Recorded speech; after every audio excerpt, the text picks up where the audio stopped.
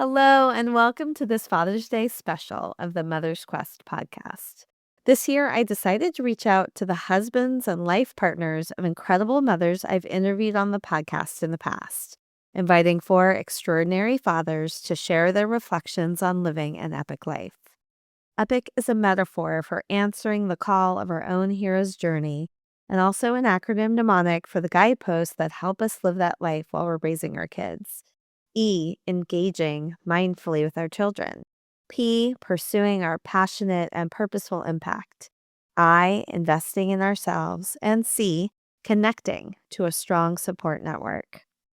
Each father offers a glimpse into what they've been on a quest for, insights into one of the guideposts from the EPIC framework, and an invitation to try something that will help us more fully live our epic lives.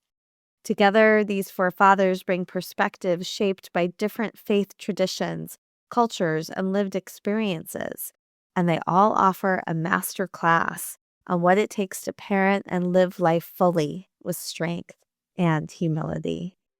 I'm Julie Neal, and this is Mother's Quest. My first contributor to this special Father's Day episode is Rabbi Hugh Seid-Valencia, Chief Community Officer at Jewish Silicon Valley, who also teaches and lectures on Jewish approaches to leadership, meditation, parenting, perspectives on the afterlife, ethical dilemmas in extending life, and reading and writing ethical wills. I first came to know of Hugh through stories and the most amazing photos on Facebook from my friend and most recent podcast guest, Tricia Valencia. My episode with Tricia on fierce love, grief, and showing up anyway was filled with lessons I've already returned to again and again. Hugh has his own signature wisdom and grounding lessons. Here he is with reflections on what he's on a quest for, on engaging mindfully with our children, and with an invitation for all of us. I'm Hugh Seid-Valencia. I'm the father to Elijah Seid-Valencia and Dahlia Seid-Valencia.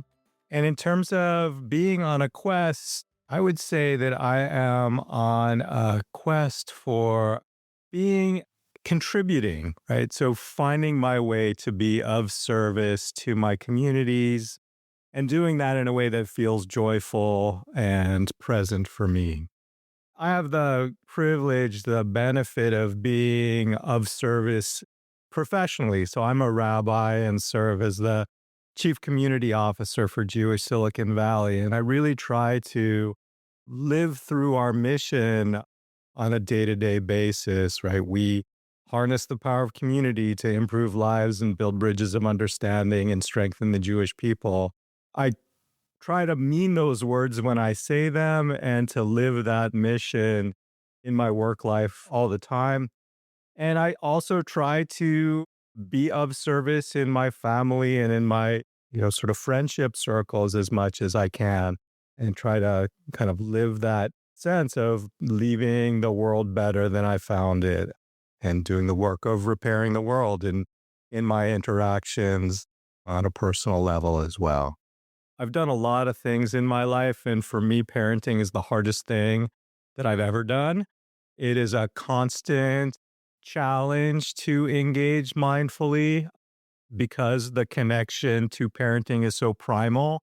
It's emotion first, and I have to make the effort really on a moment by moment basis to engage mindfully, as you say, and not let my instincts run the show. And a lot of that for me is about knowing how much space to take up in the relationship, that step up, step back thing. I'm aware as the father in the dynamic that I inherit a lot of what cultural norms that would suggest that I have the most power in the relationship in the family, inherit, kind of millennia of patriarchy. And to come at that with a kind of mindful intention to share and modulate and be present in a way that's not just about getting my way. We had a positive discipline session at our parent participation school at one point, and the thing that stuck with me the most was this idea of beware of what works, be careful of what works. That sense that I can get my way by imposing my will with my children. This is less true now. But when they were little, I could get my way by logicking them, by persuading them, by overwhelming them. And that sense of be careful of what works. So for me, that's really stuck with me.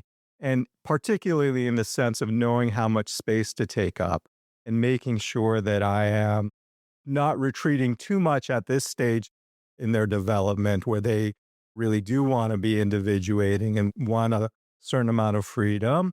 And so knowing how much to step in at this point is more challenging, knowing when to provide support, when to offer assistance. But when they were littler, it was really about knowing when to step back and let them fall, let them make mistakes, let them experience the world without having to kind of navigate the path for them or constantly offer my advice because I've lived longer and feel like I know more.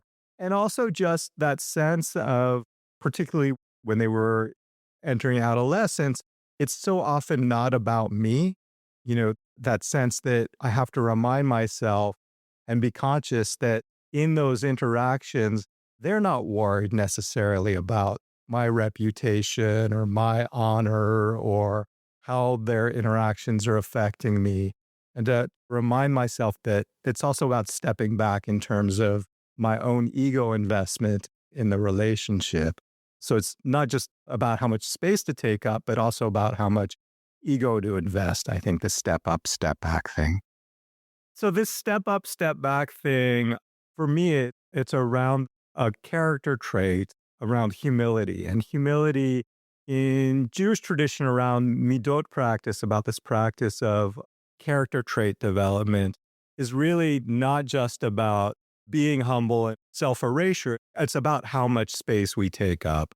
And so one influence on the practice of engaging mindfully with my own children comes from my experience teaching.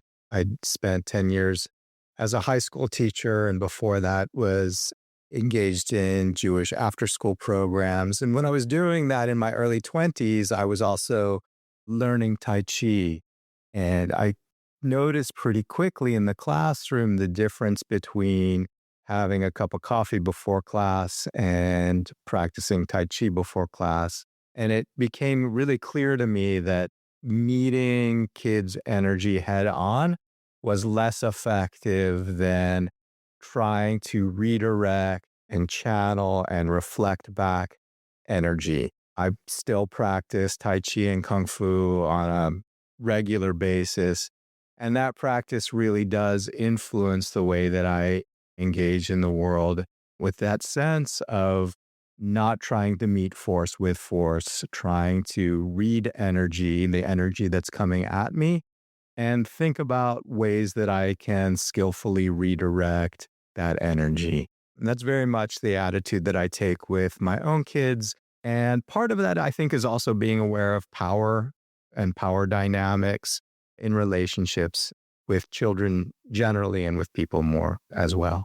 I talked a little bit about the ways in which I needed to learn to be careful of what works. And part of that is being aware of my own power in relationship to my children. I can come at the relationship thinking, I know more than you. I have more life experience than you. I have more resources than you. You ought to listen to me for all of these good reasons. And to try to deflect that, to try to encourage a kind of self-deprecating humor in myself, meeting the moment with humor, breaking down those power dynamics is really important. And also trying to recognize when my own children and children more generally are experimenting with exerting their own power and control, and just being aware of that and knowing that that is healthy and necessary for kids and for humans to experiment with and engage in.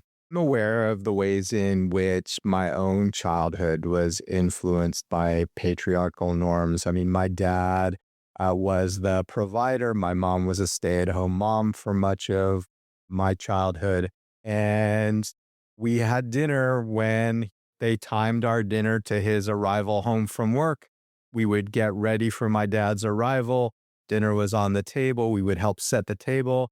We would welcome him to the table. And there was that sense that the house was organized around his leaving and coming. My mom played the role of the organizer of the family.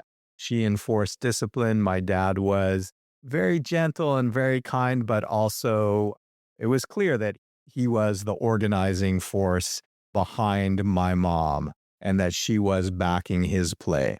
My own family, we've engaged much less traditionally in terms of the way that we think about parenting. Tricia and I try as much as we can share that power and share different roles. I know that I'm still, kind of have that patriarchal mindset at times. I try to kind of break down that sense that my power is kind of foremost in the family and try to decenter my own sense of imposing my will in my relationship with my kids. And so, thinking about parenting with humility, the challenge, I guess, is to bring that humility practice, that sense of how much space I take up in this moment, in this interaction, and how can I encourage myself to be aware of when it makes sense to take up a little less space than I'm taking up, and when it makes sense to take up a little bit more space than I'm taking up, and to have that be an active practice for an extended period of time to kind of play with that dynamic is my challenge. My next contributor, Iftikhar Ahmed, is co-founder of Kaizen Financial Strategies.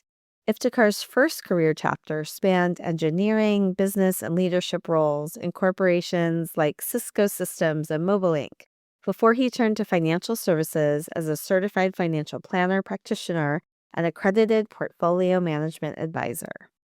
He recently co-authored with his wife Saadia the book A Planning Guide for American Muslims, addressing the recurring questions they received from their Muslim clients around aligning financial planning and inheritance decisions with their personal values. I came to know Iftikhar after interviewing Saadia, my guest on episode 12 of the podcast, a conversation that inspired us to break bread and build bridges together many times over the years. 8 years ago, sparked by a desire to become more financially empowered myself, I encouraged Chris and I to move our financial advising and investing over to Saadia and Iftikhar's firm. What I've observed in Iftikhar through Kaizen is a rare combination, a logical, meticulous approach to his work, grounded in genuine care for the people he serves. Here he is with his reflections and an invitation related to the P guidepost, pursuit of our passionate and purposeful impact. Hi, my name is Iftikhar Ahmed. I want to thank you first, Julie Neal, for the kind invitation to participate in this podcast. My wife, Saadia Ahmed, and I are proud parents of 2 children. Our son, Zuhair, is 27, and our daughter, Aiza, is 23. They're both relatively recent college grads and are now busy in the early years of their professional lives. From a professional perspective, I'm the co-founder and managing partner at Kaizen Financial Strategies. We provide financial planning and ongoing investment management services to Bay Area tech professionals and small businesses. I'm also a co-author with my wife of the book Personal Finance and Inheritance in Islam. This profession is my second act after working for 20 years in Silicon Valley in the tech sector. Saadia and I are on a quest to continue to grow our firm and help our clients align their money with their values to pursue their peace of mind. For me personally, as a father, it is a proud feeling to see our 2 children do well in life, establish themselves into the real world. At the same time, as first-generation immigrants, it's important that our children consider and adopt some of the critical values that we grew up learning and practicing. My quest is to be a role model for them in everything I do.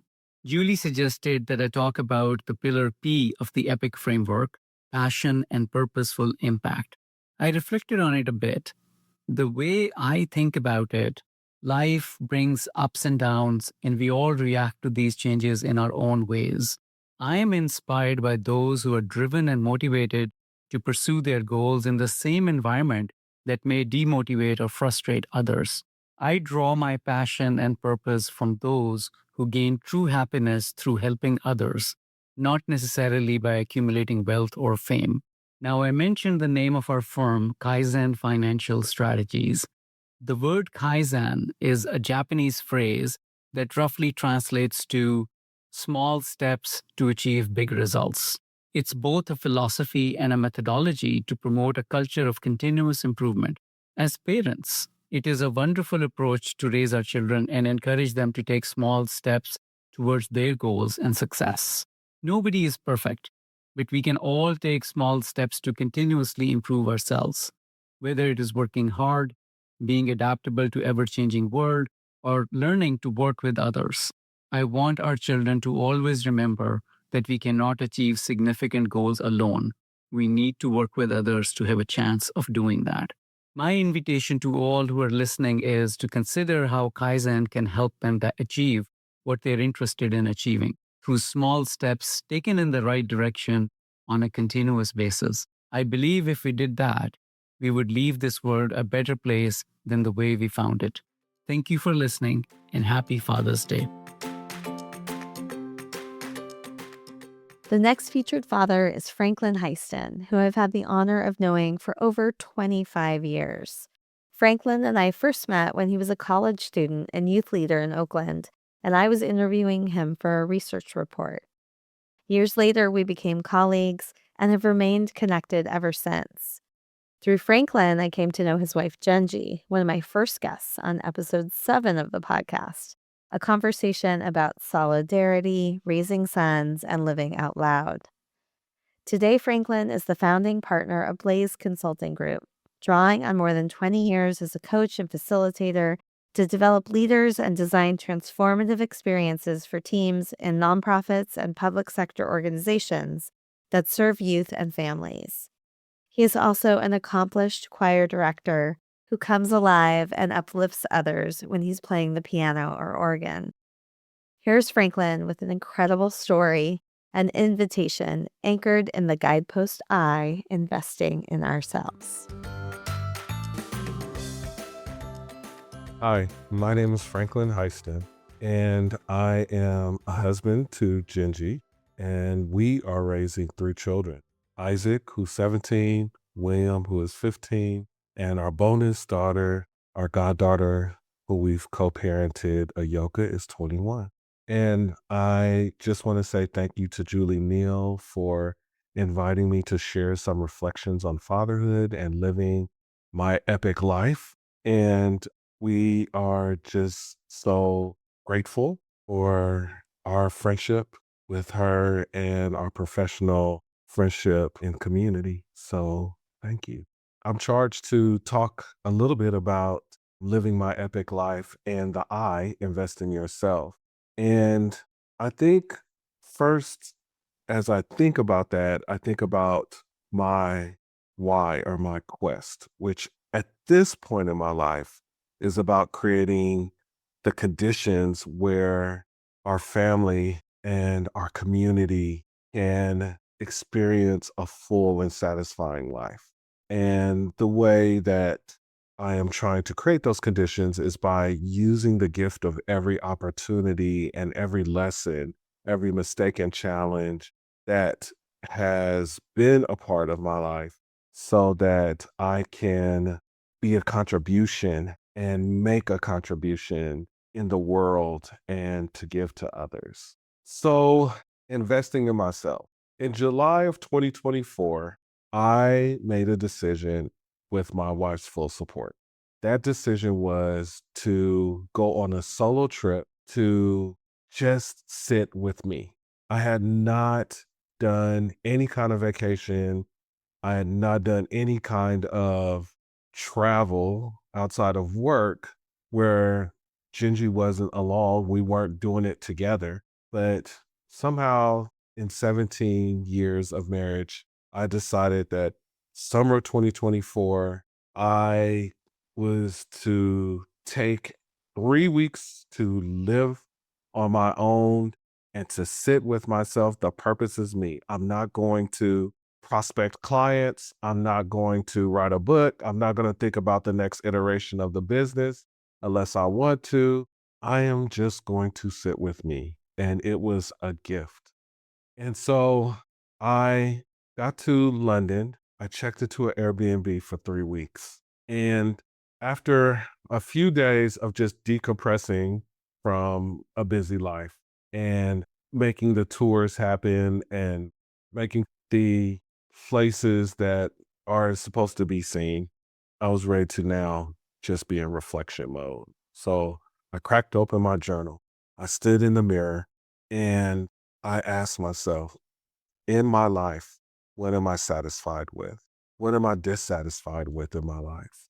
And then I asked myself, why are there things that I'm having such a hard time changing that don't align with my vision for where I want to be in life? And I made the decision that I was going to write down whatever come because this journal was just for me.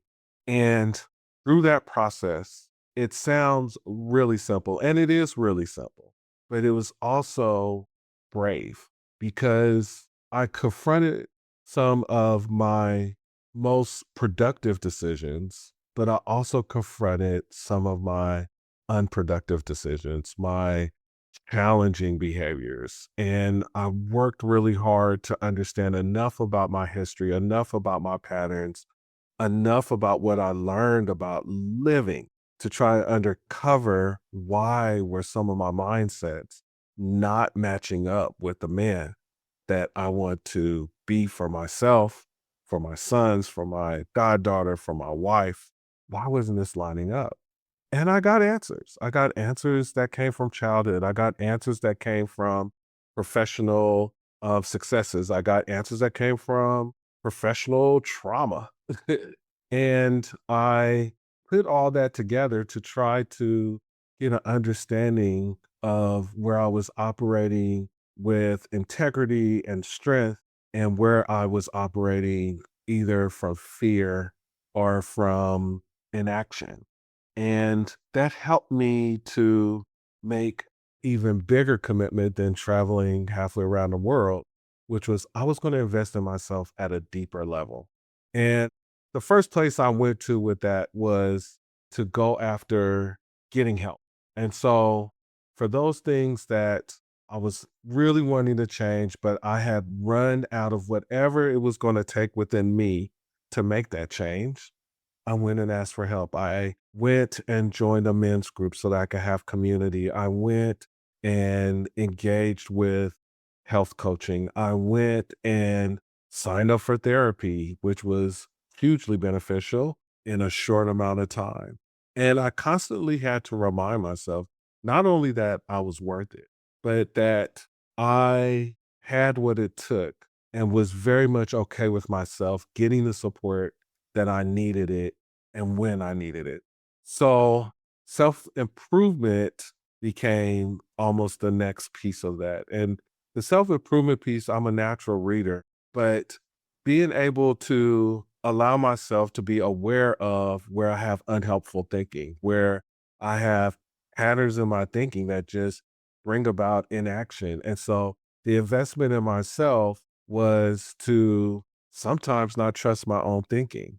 What that did require was a deeper level of trust in those closest to me to know that I was all the man I needed to be, even as I was asking for their feedback, as I was asking for their help, as I was asking for their thoughts. Hey, check this out. I don't trust my own thinking. So, can I run something past you and see what you think? And sometimes that was affirming, and sometimes it was disconfirming. And I had to learn what it was like to get disconfirming information. I also had to look at fatherhood and manhood for myself. I also chose to look at fatherhood and manhood for myself. And I really am the type of person that when it comes to fatherhood, when it comes to being a husband, my love language is act of service. I am going to serve my family. I am going to do things from the time I wake up to the time I go to bed to try to lift and lighten the load of my wife. I'm going to do things to try to make sure that my sons can focus on their studies, get to practice, do their community service, their leadership, have time for friends on the weekend. Yes, I will do whatever it takes. And that was my love language. And I considered Fitz London that another gift that my family was looking for was time, not to be emotion, but to actually sit with them. What a friend of from before called the ministry of presence, to just not always need to answer, not always need to fix, but to just listen and be with. So I've been learning to sit with my son while he plays video games, let him talk me through the levels, let him talk me through the XP, the magic, the choices that they are making on their games. Let them help me understand what it means to play with somebody who is in another state, in another country.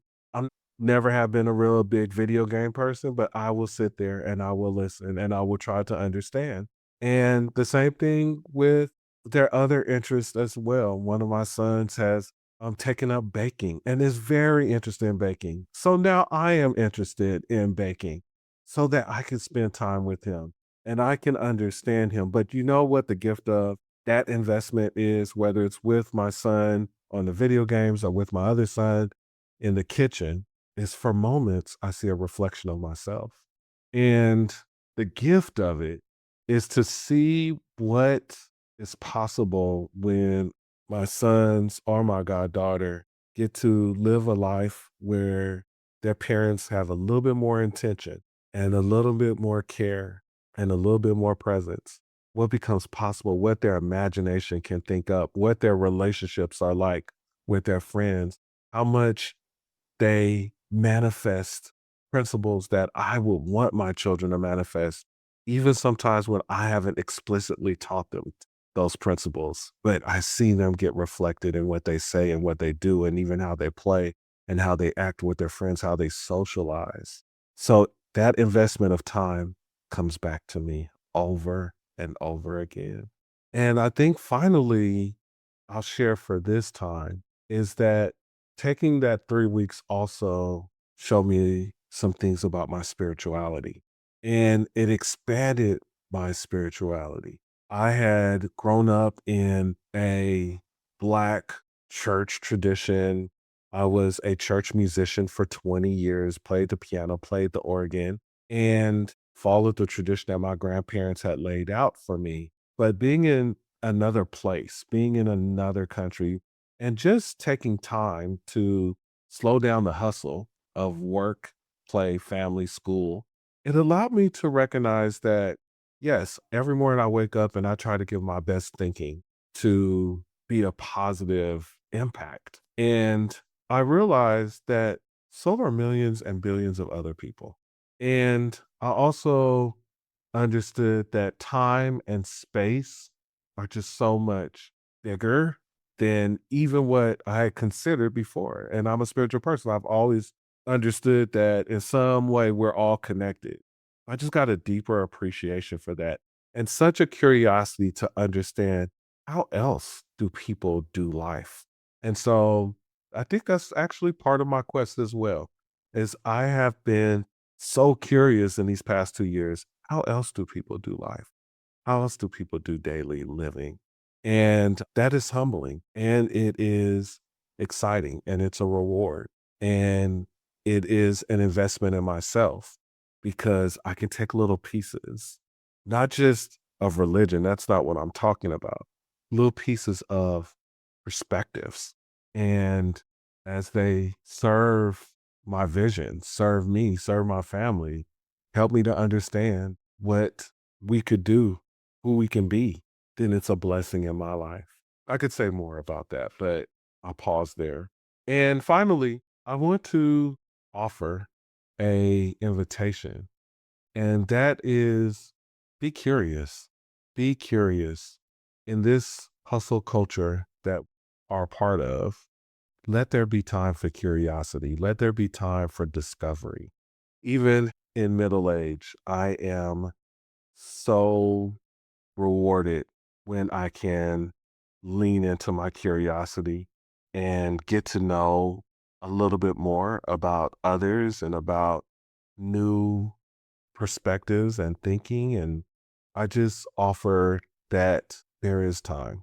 There is time to invest in yourself with curiosity, and there is time to invest in others and understanding others and empathizing with others through curiosity.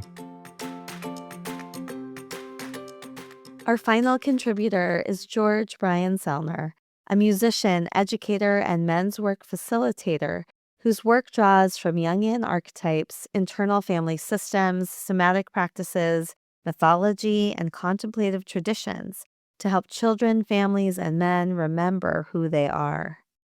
I learned about George through his wife, Jadah Sellner, my guest on episode 95 of the podcast, a conversation about choosing rest, slowing down, and building our lives and businesses with love instead of hustle. Following Jadah on social media over the years, I've been moved by the stories of connection between her and George, by his commitment to building community among men, and by the way he's begun sharing his voice more fully, recently undertaking a 50-day challenge on Instagram. Here he is with reflections on what he's on a quest for, on connecting to a strong support network, and with an invitation for all of us about reaching out to others. Hi, my name is George Brian Sellner. I'm a husband of 20, almost 21 years this year to my beautiful wife, Jadah. I'm a father to an almost 19-year-old named Zoe. I am the founder of One Heart Music. It's a community music program. I make music with families, with kids under 5. I also work with preschools and daycares. I also serve special needs schools in the area, making music with them. And I am the founder and facilitator of One Heart Men's Circle. This is a space where I help men connect to their inner worlds, to their emotions, to their sensations, to each other, to a higher sense of purpose, and to something bigger. If there's one thing I've learned in the last 50 years is that connection can heal so many things.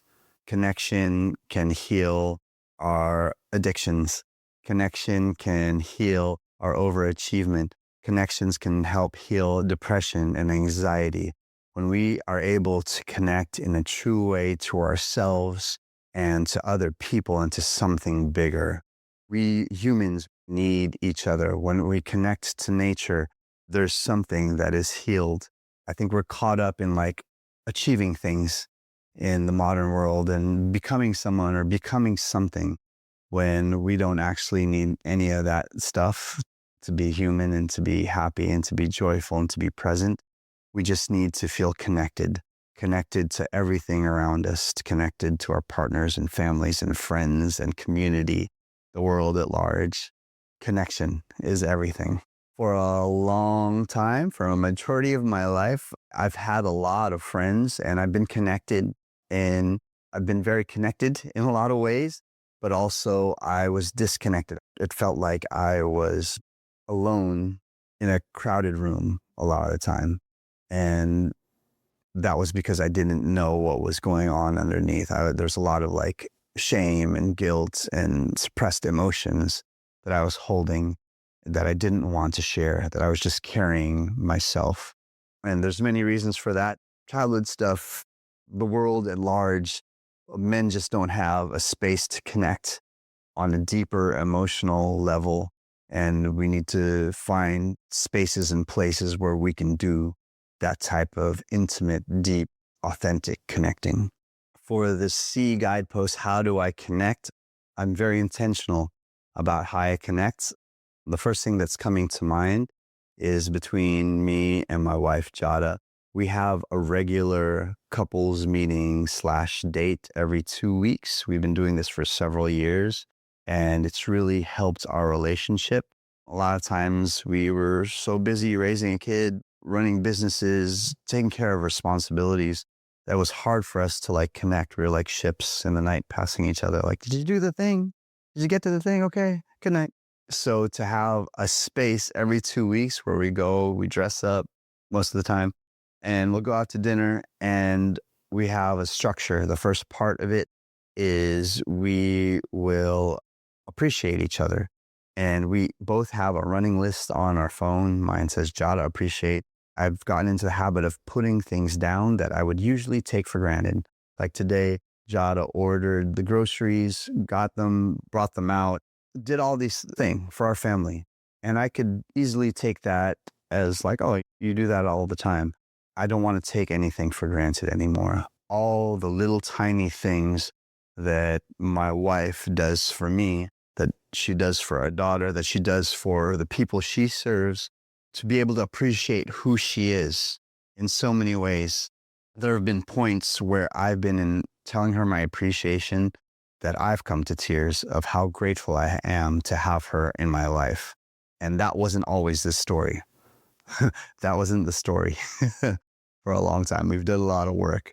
And this is like a beautiful upkeep of all the inner work we've done. The second part of our couples meeting is that we celebrate. We celebrate ourselves.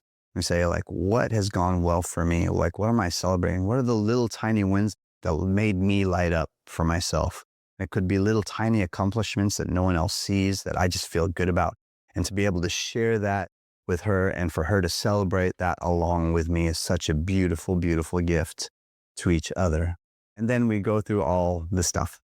The business of being in a relationship, business, like we go over our calendars, the to-do lists, all the little things, just so we have clarity of what we're doing, clarity of who's responsible for what. If someone's going out of town, if we need something, just so we keep clear communication lines open with each other and we know what's going on in each other's lives, all the businessy stuff. How I stay connected with my daughter, since her junior year in high school, I've installed this habit of giving her a blessing. And I used to do it when I drop her off in my car in the morning. I say, hey, I love you. You are loved. You are enough. You don't have to achieve anything. You don't have to get good grades. You don't have to do anything. You're enough as you are. You have inherent worth. And it changes every day. But I want my voice and those words that I say to be her voice that she hears when things are rough, when things are hard. I want this to be a foundation of how she operates, not that she operates from lack and she's trying to achieve things or be somebody to fill a void, that she's already stable and she has got this stable foundation of like, I am enough already. I'm just doing this out of love. And I think that's such a beautiful place to create and build from. And even now, she's been away in college for the last year, and I've kept the habit going. I send her a voice text every morning, and I just try my best to speak from the heart. Sometimes it's silly. Yeah, I just try to speak from the heart and say all the stuff. It's just like a simple reminder, like, this is your father's voice and how powerful father's voices are. And I think they really appreciate it. I can see that every once in a while, my daughter will save the voice memo. I'll see like kept. It makes me happy to like think like they can go back to these voice memos and say, this is who my father was. This is what he said about me. Getting choked up thinking about it. Also, like my work is really all about relationships. It's all about connection. In One Heart Music, it's connecting through music, through the magic of music making and embodiment of music. I sit with a small group of local families and we connect. It's not in a necessarily the deepest way, but it's very embodied.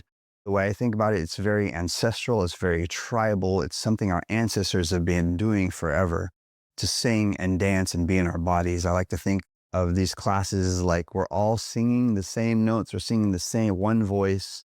We're all regulating and co-regulating with each other. We're all moving as one.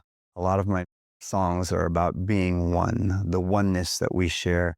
And when I think of like nature and I think of birds that are flying through the air together, or a school of fish, or waves flowing in the ocean, that's the way I think of music and community music making. We're doing something very real to us. We're in our bodies. It's ancient, it's tribal. And there's something also very beautiful that like all the families are from different cultures and different places.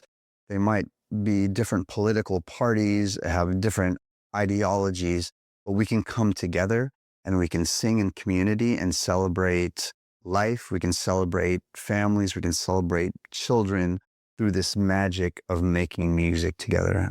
It's really like a slice of heaven. It's a beautiful way to connect with other people, to sing and dance. It's like being at a concert and you're connected.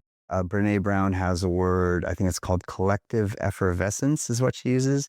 It's that feeling that you get when everyone's singing together at a concert and there's like just the beautiful cacophony of voices and movement and music. And the other intentional space I have is One Heart Men's Circle. The beauty of that space is that it's not available anywhere. It's very intentional. And we have certain ground rules to make sure that this is a safe container to share. And one of them is confidentiality. Whatever is said in there does not leave there. So whatever we say, it's safe to say. Another one's honesty. Another one is acceptance of another man's story. We're not giving advice. We're just here to sit with each other and be with each other. And I think for a lot of men, we get stuck into a pattern of fixing. Like, oh, I know what to do. Let me help you out. I got you. And we do that in our families. And we try to fix our partners or fix our children and give advice and lead from a different place. Where in this space, we are just being with each other. We are being and holding, and we are not trying to change anyone. We are letting each individual person we're giving them a space to feel and fully flush out all the stuff that's going on inside. And we're giving them a space to tap into their own inner wisdom. It's so rare to share something and just have it be held with someone. And that's the beauty of that container. And I've noticed the difference between the beginning of a night, how men are feeling and coming into the room. And there's a lot of times there's like a lot of stuff that we're coming in with.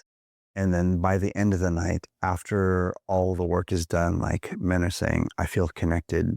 I feel like I've healed a little bit because of what you shared. I just feel better. I feel a little bit more vitality. I feel more like myself. And that's the beauty of that work. We're not just connecting with the other men in the circle, we're connecting to ourselves and our center. Other ways I connect, I like to be first. I consider myself the connector. Like I will reach out to old high school friends and say, hey, let's get together. Let's keep it moving. It's a high value for me. It might be one of the highest values is connection. And I want to feel connected to my friends. And it's such a rare and beautiful thing. And I want to be first. So I want to create relationships. I want to create connections. I will be first to reach out. If somebody comes into my heart, my mind, I'm trying to get into the practice of like, hey, how's it going? You're just on my heart. I just want to let you know I'm thinking about you. You don't have to answer right now. I know you're busy, but you're on my heart. And I know people have sent that to me and how good that feels of like to feel like, oh, like someone sees me and someone misses me.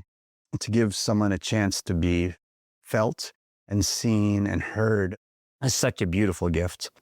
So that would be my challenge, to reach out to someone this week.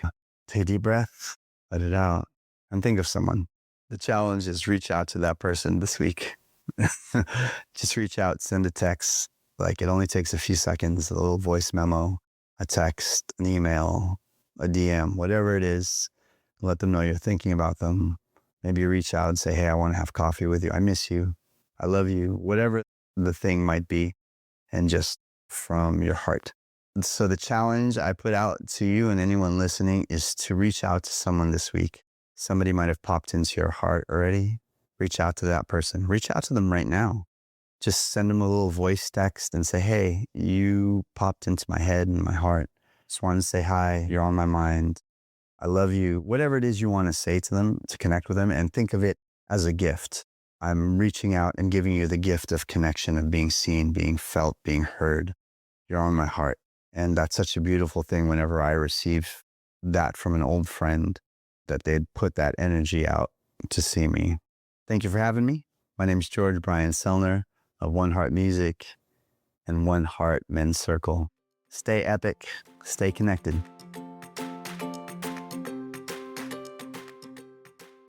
Thank you, Hugh, Iftikhar, Franklin, and George, for entrusting us with your reflections and for the love and intention you bring to fatherhood and to living your lives.